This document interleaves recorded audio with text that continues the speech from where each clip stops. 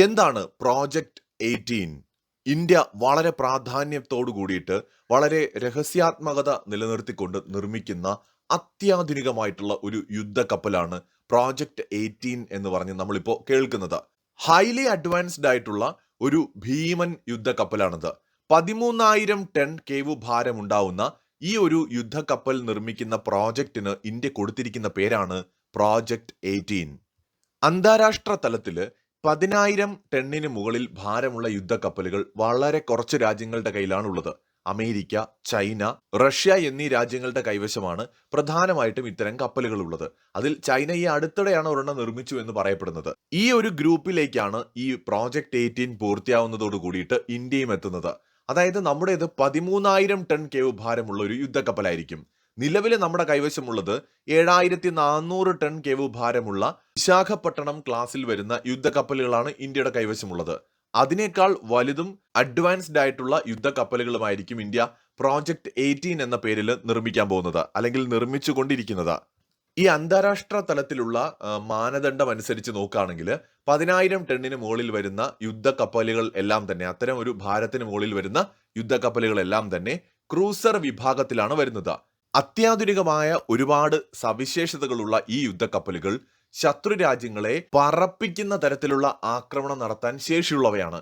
അതുകൊണ്ടാണ് വളരെ കുറച്ച് രാജ്യങ്ങൾക്ക് മാത്രമേ ഇത്തരം യുദ്ധക്കപ്പലുകൾ നിർമ്മിക്കാൻ കഴിഞ്ഞിട്ടുള്ളൂ എന്ന് പറയുന്നത്.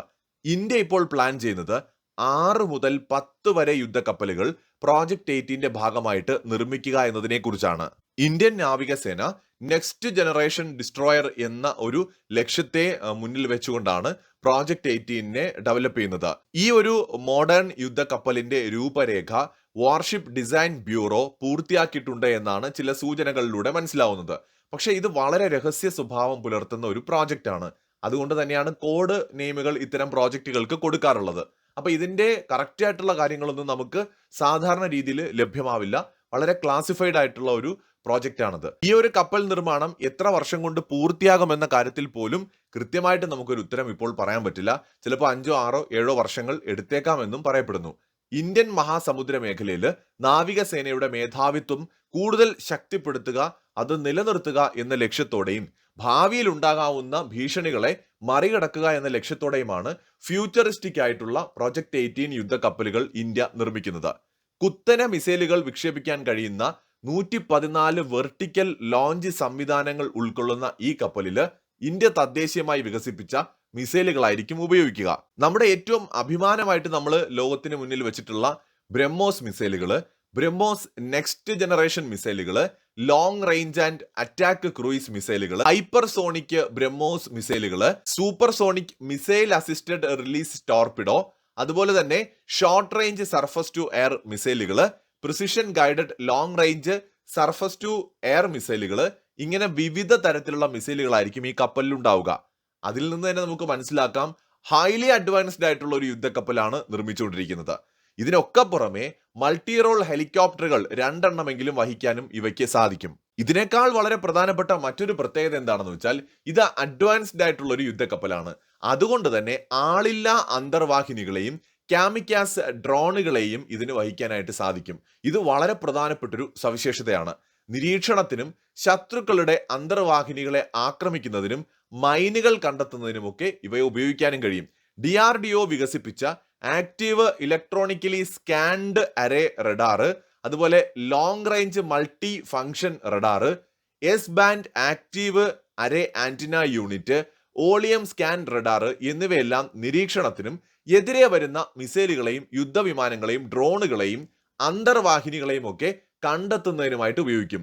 360 ഡിഗ്രി നിരീക്ഷണമാണ് ഈ റഡാറുകൾ ഉറപ്പു നൽകുന്നത്. 500 കിലോമീറ്റർ അകലെ നിന്നുള്ള ആക്രമണങ്ങൾ പോലും കണ്ടെത്തുവാൻ ഈ റഡാറുകൾക്ക് സാധിക്കും. ഇന്ത്യ തദ്ദേശീയമായി ഡെവലപ്പ് ചെയ്തിട്ടുള്ള അഡ്വാൻസ്ഡ് ആയിട്ടുള്ള റഡാറുകളാണ് ഇവയിൽ ഉപയോഗിച്ചിരിക്കുന്നത്. ഇതിന്റെ ഡിസൈൻ തന്നെ ഒരു അഡ്വാൻസ്ഡ് ആയിട്ടുള്ള യുദ്ധക്കപ്പലിൻ്റെതിന് സമാനമാണെന്ന് നമ്മൾ പറഞ്ഞു കഴിഞ്ഞു.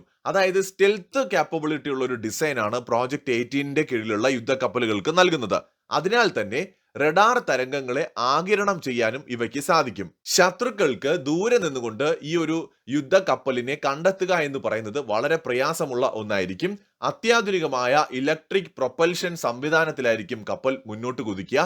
ഇതിനായിട്ടുള്ള ഗ്യാസ് ടർബൈനും ഡീസൽ ജനറേറ്ററും കപ്പലിലുണ്ടാവും. യുദ്ധക്കപ്പലിന്റെ 75% തദ്ദേശീയമായിട്ട് നിർമ്മിച്ചവയുമായിരിക്കും. ലോങ് ടേമിലേക്ക് കൂടുതൽ എണ്ണം ഈ യുദ്ധക്കപ്പലുകൾ നിർമ്മിക്കാനും ഇന്ത്യക്ക് പദ്ധതിയുണ്ട്. അതായത് 24 എണ്ണം വരെ അടുത്ത 30 വർഷത്തേക്കുള്ള സാധ്യതകൾ മുന്നിൽ കണ്ടുകൊണ്ടുള്ള ഒരു നീക്കമാണ് ഇന്ത്യ നടത്തുന്നത്. 2035 ആകുമ്പോഴേക്കും 175 യുദ്ധക്കപ്പലുകളുള്ള അതിശക്തമായ ഒരു നാവികസേനയുള്ള രാജ്യമാക്കി ഇന്ത്യയെ മാറ്റുക എന്ന ഉദ്ദേശവും ഇതിന്റെ പുറകിലുണ്ട്. ഈ ഒരു സ്റ്റെൽത്ത് യുദ്ധക്കപ്പൽ നിർമ്മിക്കാൻ 17,570 കോടി രൂപയെങ്കിലും ചിലവ് വരുമെന്നാണ് കണക്കാക്കപ്പെടുന്നത്. എന്തായാലും എത്രയും പെട്ടെന്ന് തന്നെ ഇത് യാഥാർത്ഥ്യമാക്കാൻ വേണ്ടിയിട്ടുള്ള നീക്കങ്ങളാണ് ഇപ്പോൾ നടന്നുകൊണ്ടിരിക്കുന്നത്. ആകാശത്ത് നമ്മൾ AMCA പോലത്തെ ഒരു പ്രോജക്റ്റ്, ഒരു ഡ്രീം പ്രോജക്റ്റ് നമ്മൾ പ്ലാൻ ചെയ്യുന്നത് പോലെ തന്നെയാണ് കടലിൽ ഈ ഒരു പ്രോജക്റ്റ് 18 പോലെയുള്ള പ്രോജക്റ്റുകൾ നമ്മൾ പ്ലാൻ ചെയ്യുന്നത്. കാരണം കടൽ അടക്കി ഭരിക്കുവാൻ ഇത് അത്യാവശ്യമാണ്. എന്തായാലും എല്ലാ പ്ലാനിങ്ങോടും കൂടി ഒരുപാട് കാര്യങ്ങൾ ഇപ്പോഴും രഹസ്യമാക്കി വെച്ചുകൊണ്ടാണ് ഇന്ത്യ ഈ പദ്ധതിയുമായി മുന്നോട്ട് പോകുന്നത്. കൂടുതൽ അപ്ഡേറ്റുകളുമായി വീണ്ടും കാണാം.